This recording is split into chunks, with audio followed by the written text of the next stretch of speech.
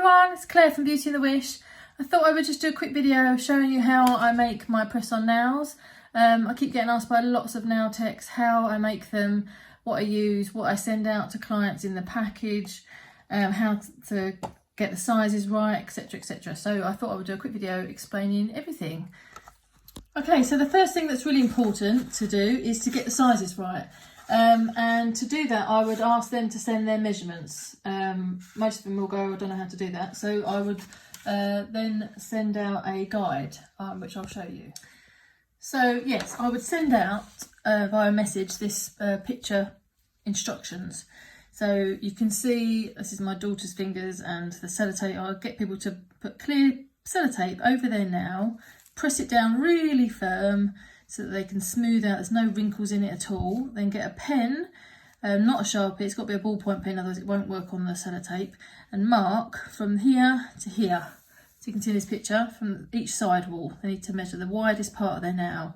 Then they take the tape off, stick it on a flat surface, and then use that to measure the distance between the two. That's how they measure them. It's really straightforward, but lots of people think it's a faff, but it's really not, it's really simple. So yes, I'd also send them this guide. It's just basically it in word form of me how to measure your nails. And then I ask them to send me their measurements like this, both left hand and right hand.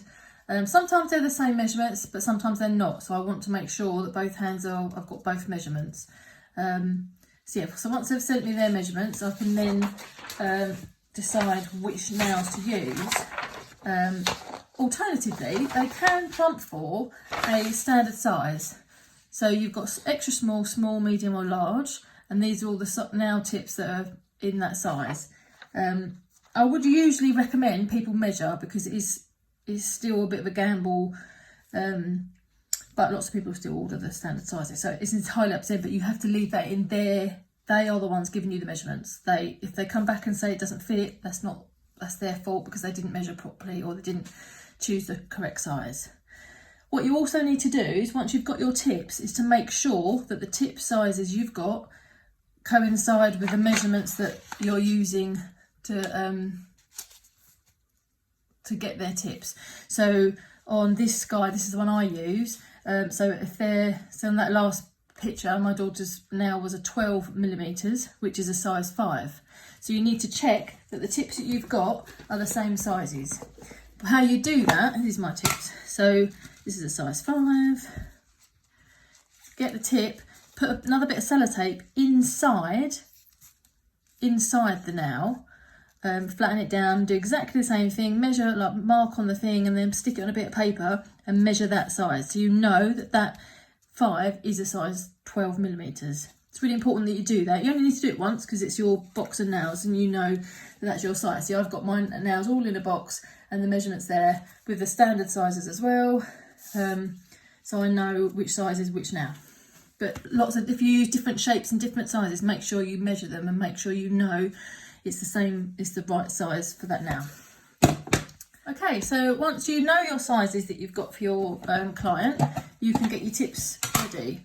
So I always use these stand holders because they're nice and easy. You can take them off and put individual in, or you could do the whole lot and put them in. It's entirely up to you. So you can do 5 at a time, obviously. So I attach them to these with blue tack or white tack, just a tiny little bit. It's really hard to do with gloves on. But what you want to do, little tip, is don't just plonk a bit on there. You want to do it in a little sausage. So put it on like a long sausage, because then when you put the tip on, let me think, what size am I going to do? I'll do a medium. So this would be, why have I done it there? I'll do it on, so the second one is a 5. So this is a 5. And so when you put it on and you push it down, it spreads, but it doesn't spread as much. Sometimes if you just put it on, it'll spread over to the side. You don't want the blue tack to go down the side of this nail, because when you start painting it, you'll get bits on the edges and you'll have to file and it'll be a bit of a mess. So don't do that. So, right, so before you put them all on, so you can put all your little sausages on. I will do that and fast forward it. so you're not sitting there watching me put little sausages on. That'd be really boring. Okay, so once you've got your little blue tack sausages all lined up, that's good. So before you put your tips on, you actually need to get a file and file the top of, so every tip they've got like a little noddly bit, so you need to file that at a 90-degree angle so it gets nice and straight. You also need to buff over the whole of the nail surface with a buffer, just to take the shine off, so that you know that your gel polish will stick and not peel off at a later date. This is really important. If you paint straight over the shiny tip, you will have paint that comes off and starts peeling off after a few days, and then you'll have an unhappy customer, and we don't want that. You also need to make sure that your client has told you what size, not size, you already know the size, what shape and what length you want the nails to be. So obviously you could have, these are extra long coffins, which are the easiest because you haven't got to shorten them. But you could have long, medium, small or short, sorry. You could have, so if these were on it, this is a long coffin, sorry. So if someone wanted a medium, I would take them down to about there. And then as a shorter, so usually they send you a picture, they tell you what length they want them. Yeah, so but you can have all different shapes, obviously all the different almonds and ballerinas, squares and everything. So make sure you've got, to save yourself time, it's best to have all different shapes and sizes of tips. Once you've got a coffin tip, it's good, it's all right, you can shorten that, but you need to make sure that the sides are still coffin, not, yeah, make sure you've got all the shapes and sizes that a client might want, or only advertise the ones that you have, might be easier. Okay, so I've buffed them all and I've put them all on my tips, and you can see obviously on the thumbs it's easier. You can make sure that blue tack doesn't go anywhere near the edges, and you can't see the silver, the stand that you've put them on, but the pinkies is a lot harder. So you do need to make sure that there's no overhang, so you can't see that tip holder at the bottom there at all. So it's best to, on a pinky, to put it right at the end, and then make sure there's a minimal amount of blue tack on there, just enough to hold it on so it doesn't come spilling out. Otherwise you'll have edges that you'll have to file off later and it could just get untidy. It's just a nightmare. It's easiest to get it right. So yeah, so for this design I'm just going to do a plain red, but first of all you need to put your base coat on. So I'm using the Get Nailed by Laura McBride range. They are just really easy to use, good colours, good coverage, awesome products, love them. Right, so just paint your base coat on. You guys know how to paint the tips. But actually what's really important, same as you do on a client, when you do the cuticle and stuff, you need to be really careful. You can't just go splodging it over, because you do not want any overhang on this, on the cuticle edge. So still butt up to it and then bring it down, because you do not want any ridge there. And the sidewall, same. You don't want anything going on the inside of these tips, because it will affect the way they fit.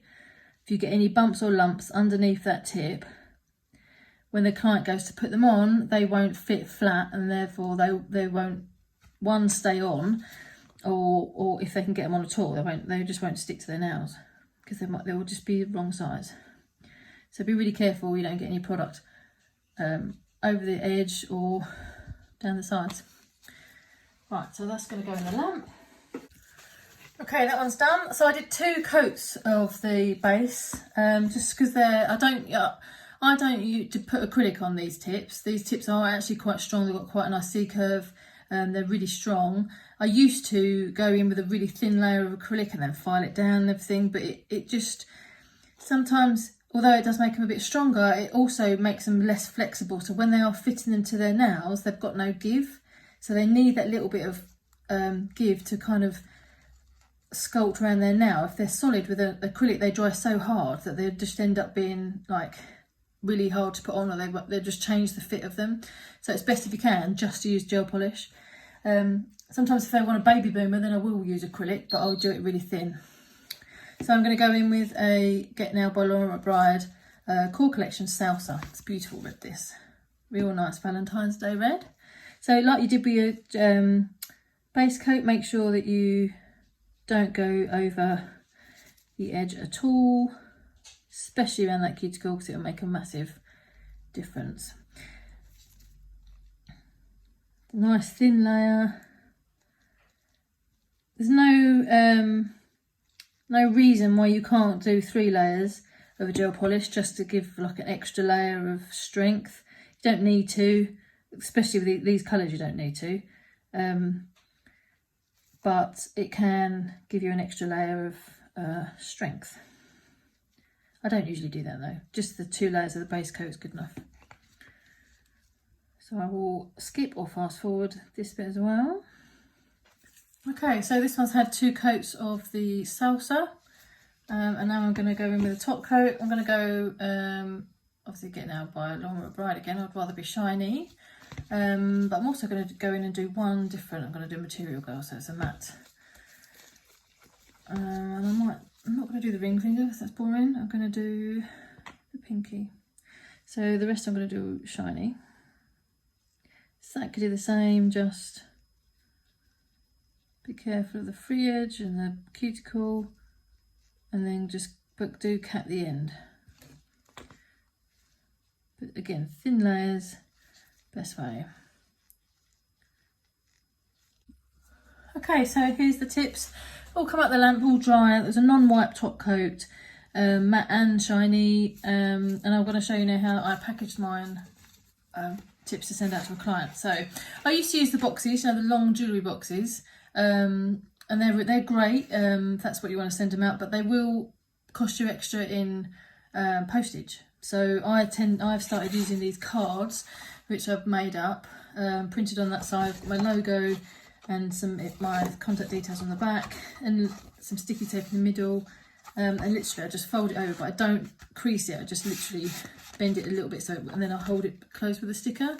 So this tape is like a double-sided tape that you can get quite easily on Amazon. I get mine from. Take that top bit off and then stick them down. So start with a pinky, much more over so you can see. Pinky on the outside, working our way in.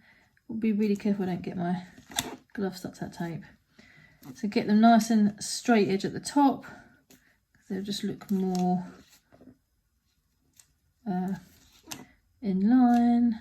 Is that right? Maybe that's a bit low. Yep. And then that one, and then the same the other side. But I always start the other side with a thumb, so you can get them the same width apart. That's a bit higher. Yep. And then just pop them all in there. Yeah. So the cards will end up being cheaper to send out postage, because I like the UK. I tend to do free postage because these on the cards, once I've got it all in an envelope, which I'll show you in a minute, it's just the postage of a large letter, which is like £1.20, something like that. So it's really cheap. So yeah, so they're all stuck in there, look really nice. There's the instructions on how to, or just a little bit about the nails there. And these QR codes I've added, one's a video on YouTube as to how they can fit their nails, and the other one takes them straight to my Instagram page, so they can look at some other designs that I use. So it's just a little link there as well. So then I just fold that over. I've got these stickers with Beauty and the Wish on as well. So literally get a sticker, fold that over and seal it, make sure it's nice and straight. Seal it over like that. So when they arrive, they get their nails and they've just literally got to break that open. And I don't fold it flat so this card doesn't stick to the inside of the other tape. See, they're all in there. If that was flat, it would just stick down, but it doesn't. Right, so then the kit that I use to send out with them. Okay, so this is the kit that I send out. I send it all in a bag, put the nails in that bag, and then all that in an envelope. I use a shiny envelope, but it's a jiffy envelope as well, so it's all nice and safe. So this is the glue, obviously really important. You need to list out when you send in your clients these nails what you're going to include. I have put in my instructions that the brush on glue is better, but I do charge extra for that. These are just the standard glues, they're really cheap on Amazon again, or eBay, whatever you want to get them from. available everywhere, but it will do the job. So that's the glue I send out, but that's if they want it. They will last about 2 weeks with that glue, but if they want to use them just for the day or the night or whatever, then these sticky pads are what they can use for those. I send them a sheet of those, my business card with my contact details, and again my QR code that takes them straight to my Instagram page, a little file so they can buff their nail before they put the nails on, to give the glue a bit more grip, a cuticle pusher, obviously they can push their cuticles back first, and a prep and shine, so once they're filed and push their cuticles back, they can wipe their nails before they stick them down, so they're all dust and lint free. And then it's just right, so yes, and on that guide it also explains how to take them off, and I'm in capital letters, a bit shouty, but do not pull nails off. This will damage your natural nails. That's the last thing as a nail tech that I want them to be doing. I was reluctant to send out press-on nails because of that fact. I don't want people to start ruining their nails by pulling the nails off, so they need to soak them off just in warm soapy water, no acetone, nothing like that. Warm soapy water will dissolve that glue. So it will take a while, especially the nail tabs, they will just pull off really easily. You can soak them off, but they'll come off within about 5 minutes. The nail glue will take about 5 to 10 minutes to soak off. What they could do is put some cuticle oil around the edges, let that soap in, that will help remove them. Yeah, so that's just all explaining. So there's nothing I haven't told them what to do. So yeah, pop it all in there, in the bag, that goes in. And then the envelopes that I use, I put my sticker on it again, and obviously the address label goes there, and then so it looks really nice and shiny as it comes. It's like a little treat for them when it comes in the post, and they'll hopefully remember that and think positive vibes. So yeah, that's how I make my press-on nails. Not hard. Once you know, you know. It's more about collecting this sort of thing, what to add in and what to send off with them. But if you've got any questions or anything at all, please don't hesitate to drop me a line, and I'll help if I can, no problem. Thanks for watching this video. If you've got any other questions or you want me to do any other requests for videos, obviously I didn't do any nail art in that, I literally just painted them plain, but most of my nails I'd send out with a massive amount of nail art and all different things, so watch this space. I'll be doing some more videos on that as well. So yeah, thank you very much for watching. Take care, bye bye.